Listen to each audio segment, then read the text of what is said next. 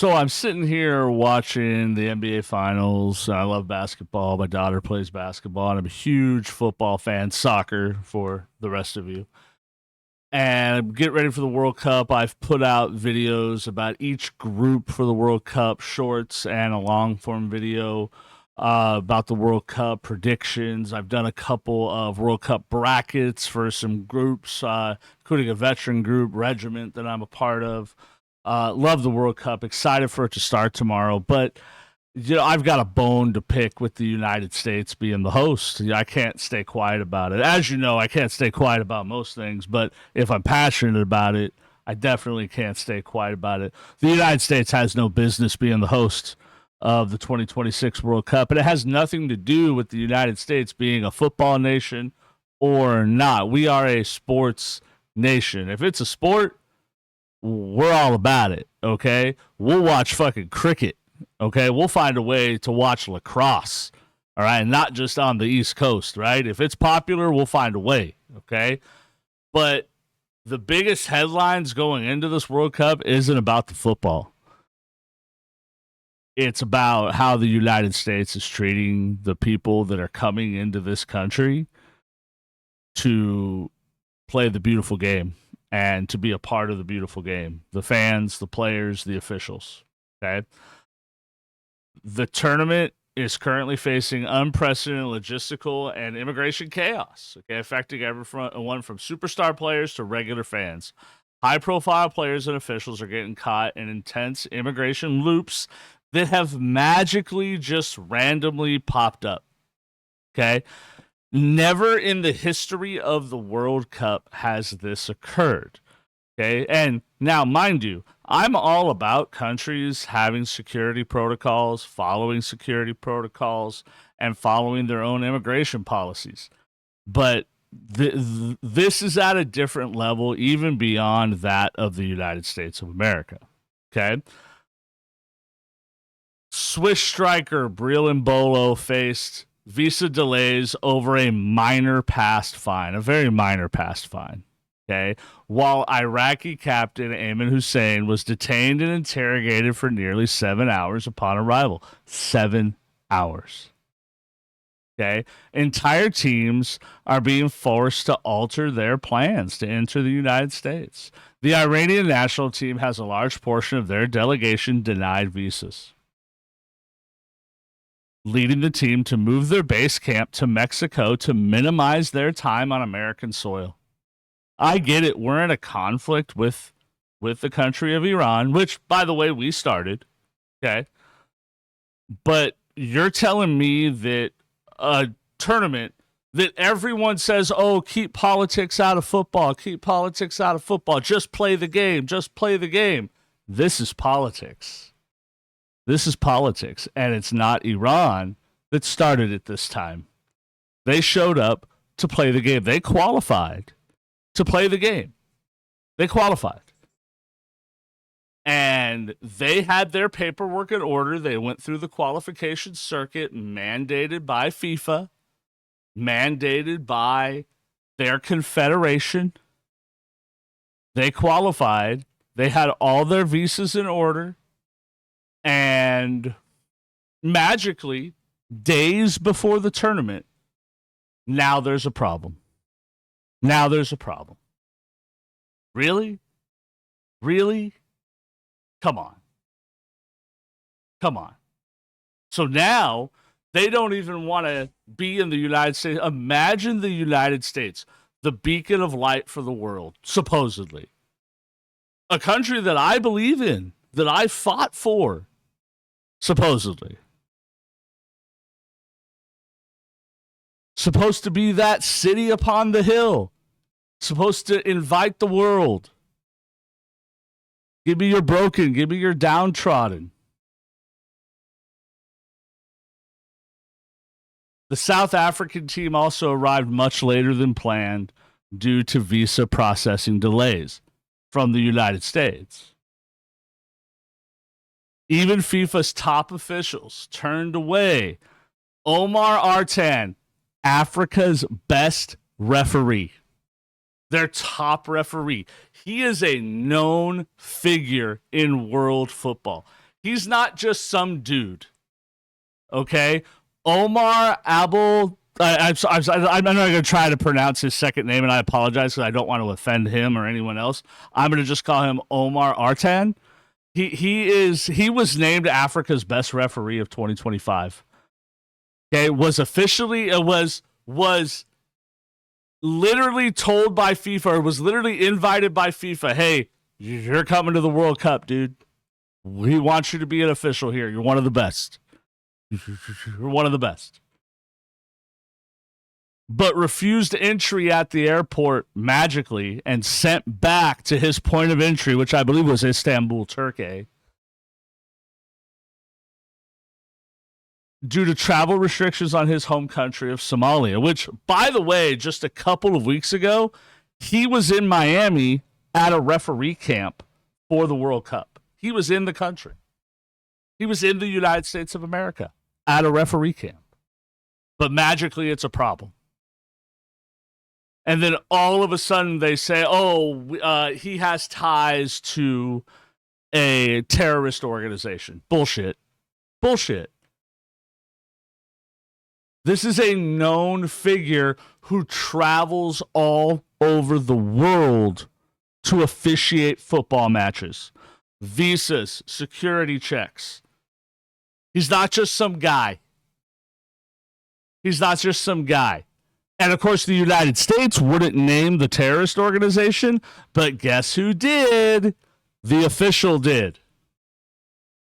He said, yeah, they talked to me for an 11-hour interrogation at Miami International Airport, his point of entry into the United States. 11 hours, and targeted him specifically with questions about in regards to Al-Shabaab, a terrorist organization with ties to Somalia.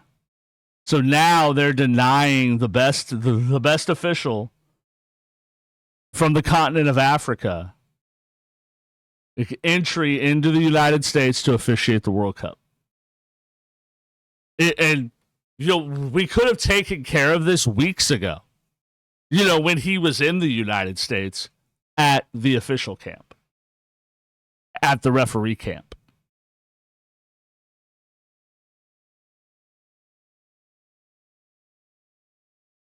Crazy. Security checks on arrivals have created massive international friction. Viral footage showed the Uzbekistan national team being searched with bomb-sniffing dogs. And the Senegal staff was subjected to highly invasive searches that have led to formal complaints of discrimination. Regular fans are bearing the financial brunt of these rigid policies at a World Cup that is the most expensive in history for the fans.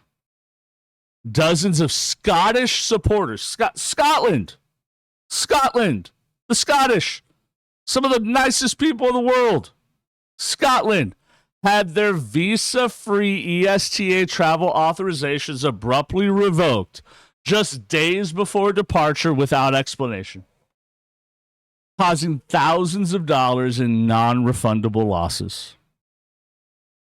I don't know if you all know this, but people from around the world plan to come to the World Cup. It's literally like a lifelong dream for people to see their teams play. And Scotland is a team that doesn't make it to the World Cup a lot. They're a football nation. The inventors of the forward pass. Sorry, England. Sorry to break that to you. It's just fucking wild. But so why is this happening? Unlike recent hosts, and I'm going to use the two that I personally have bashed as being just terrible human rights ass clowns, which they are and were, Qatar and Russia. Okay, those are the two most recent hosts of the World Cup. Okay, Qatar, Russia, and just about every other host of the World Cup has used set rules for allowing people into the country. There's still rules, The United States refused to implement a frictionless World Cup pass that overrides standard border law. Every individual must go through the standard, heavily backlogged visa system. It makes no sense. Am I all about security? Yes. I voted for border policies, but this isn't a border policy. This has nothing to do with the border or security policy, and you cannot convince me otherwise. At all, in any fucking way. Unless something comes out, I'm recording this on the 10th of June at 7:06 p.m. Mountain Standard Time in Phoenix, Arizona. If something comes out after that, I will change my tune. But as of right now, nothing that has occurred can change my mind about this, because this is unacceptable. It's unwelcoming to the rest of the world. The idea of the World Cup is to welcome the rest of the world. Yes, we need rules, but those rules should be, hey, come on in. We're going to do this, this, and this. We're going to make sure you guys get to where you need to go. We're going to play these games. Y'all are going to spend a bunch of fucking money. All of your fans are going to come to these stadiums and spend a bunch of fucking money. You're going to have a great time. You're going to get to see the United States of America and all we have to offer. And then you're going to go home. And maybe you'll come back on vacation one day because you had such a good time. That's the hope. That's the hope. It's simple. It's simple. That's what it's supposed to be for us. But instead, we choose to act this way? That's fucking crazy. And you're telling me that the ultimate capitalist in Donald Trump doesn't want to make money off of this World Cup? Because this is a quick way to lose fucking money and to lose allies and to make enemies. And to make even worse enemies of countries that already don't fucking like us.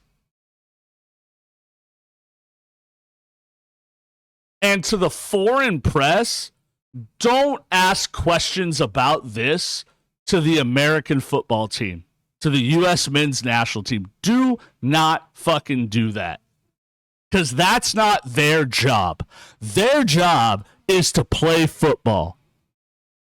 Do your job as sports media and you focus on the game. If you have political questions, go to the politicians. Do not ask the men's national team why this is happening, because that's fucking clown work right there. That makes you look like a fucking dick, which makes your country look like a fucking even bigger dick. So don't do that. Okay, because the next time, because this is what happened last time, when the fucking reporter from Iran was like, well, you say our country's name wrong, so you're causing international incident. Shut the fuck up. Do not do that. Because that is what creates this shit. Stop doing that. Focus on the football. And that goes for you too, Mr. Trump. And Homeland Security and TSA. Y'all forgot what this is supposed to be about. International cooperation, international friendship, the beautiful game. Additionally, expanded travel restrictions on 39 countries mean nations that qualified, such as Iran and Senegal, have faced extreme scrutiny. You're telling me those nations weren't targeted by this government? I have no proof of that. That is an opinion, but it looks a little fishy.